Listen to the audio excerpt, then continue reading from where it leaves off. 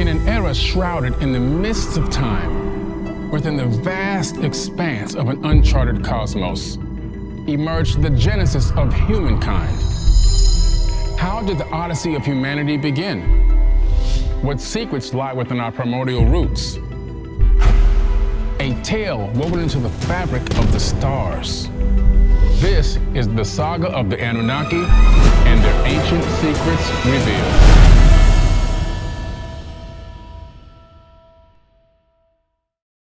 In ancient Egyptian mythology is a depiction of a man with the head of an ibis who was considered to be a pyramid builder.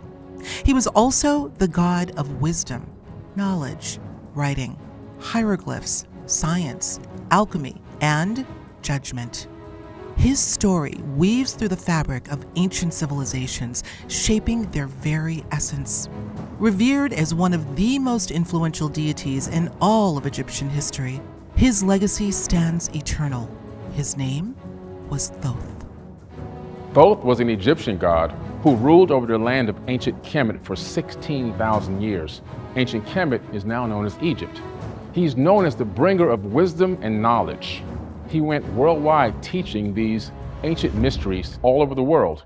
He's known in Egypt, Australia, Cambodia, Mesoamerica, and even in the South Pacific. Thoth holds the key to the Book of Life. Now, what is the Book of Life? We know that according to these accounts, it goes back about 36 to 38,000 years ago and is mentioned in the Emerald Tablets of Thoth. And Thoth says you will be held accountable for your actions and your thoughts. In the Emerald Tablets of Thoth, his father tells him to go to the land of Kem and do the plan that ye know of. And what is this plan? Well, this plan is to go there in his skyship and help the people. So Thoth takes a crew with them and he gets in this skyship. It takes off into space, and then he gets to the destination and he says, I see the land of Kem beneath us. And when he sees the land of Kem, he also sees temples coming up out of the mud. So beneath him now, you can see that he's beginning to descend down to the land in this ship. So it's not a ship that sails out on the ocean, it's a ship that flies in the sky. Let's have a look at what happens in the Emerald Tablets of Thoth. About 36 to 38,000 years ago, he writes this. He says that his father gave him a mission, and this mission was to go to the land of Kem. Why? Because Kemet was coming up out of a flood. And his father told him to get into the great ship of the master and take a crew with him. So he took his crew and he went to the land of Kem. When he gets there, he's looking down and he says he sees the people beneath him. So that means that he sees them from a distance above, probably in the air. He begins to descend down to the land and then open the doors to his ship. So when the ship landed and they opened the doors, he said the people looked like barbarians and they came to attack him with cudgels and spears, probably to protect their territory. But he raised his staff and he says he sent out a ray of vibration, stopping them still as fragments of stone of the mountain. Now that means we're talking about, again, immediately we're talking technology. This technology was amazing because it sent out a beam of frequency that stopped them from coming to attack, a non-lethal weapon. If you look to today's society, we have a military, and our military actually has something called the active denial system. It also sends out a beam of energy or frequency to crowds looking to attack, and it can make them feel like they're in pain or even put voices in their heads. So we can see the parallels between our technology and this technology mentioned over 36,000 years ago. The next thing that happens is, as he releases them from this hold of this frequency, they begin to talk to him. Now he begins to somehow talk to them in a way that they can understand. And he says to them, I am Thoth, a son of Atlantis, and I'm here to bring you back up to a high level of civilization. Meaning that they had once before been a high level of civilization in the land of Kem, but they had fallen. And probably 3 or 4, maybe 5 generations later, they had lost knowledge and lost their technology. So his mission was to bring the technology. He also then began building and rebuilding all the temples, including he built the Great Pyramid. In this text, he says, builded I the Great Pyramid, patterned after Earth's force, so that it true might remain through the ages. So he's saying that he built the Great Pyramid and he put it in that exact location for a reason and a purpose so that it can stabilize the planet.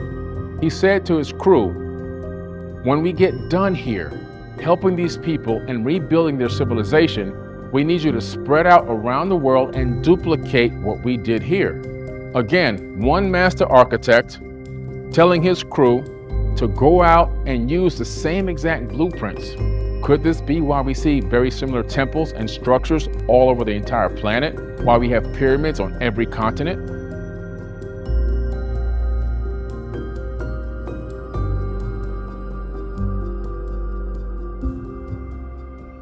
So when we look at the overall Giza Plateau and we start to really ask the question, who were the builders? Why did they build it? What was the time horizon that they built it over? We have to start looking at the slope angles of the pyramids, because each one has a very unique slope angle.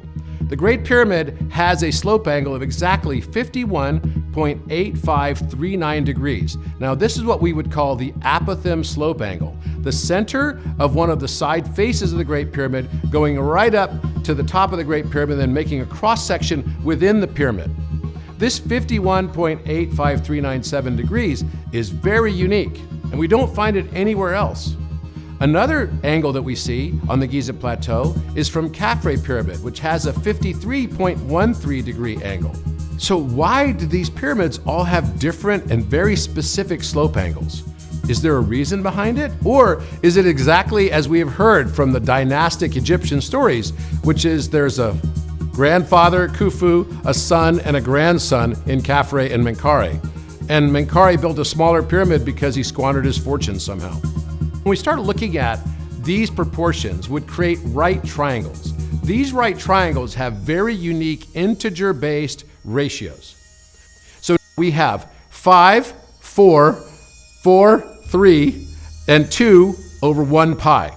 And all of this is built into the proportions of the Great Pyramid. This creates a unique harmonic relationship. The Great Pyramid also has the King's Chamber, which is 2 over 1. 2 over 1 is what we would say in musical interval as doubling the octave. So 1 over 1 would be a unison note. 2 over 1 would be the next octave up. So the King's Chamber somehow is telling us about doubling the octave. Maybe the volume of who we are, of our experience, as we go through time and we have to start to evolve. The Great Pyramid then becomes a model for spiritual ascension and growth. When you look at the Great Pyramid, it's more than just a structure. It is actually a multifunctional stone computer. When you analyze and begin to look at the dimensions of the structure and how they correlate to things that are occurring in our real world and the amount of data that's encoded into the stones, you begin to see something incredible. That this was left here as a time capsule for us to discover in this day and age and to unravel the mysteries that are hidden in the pyramid.